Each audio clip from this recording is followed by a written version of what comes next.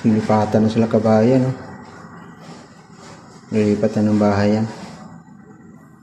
Galing dito sa Rocamil 255. Lilipat na dun sa bandang St. Jack's.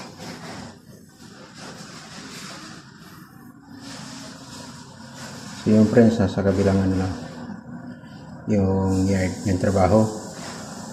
Tayo lang ng kalsada. Kasi ito mga Pilipino.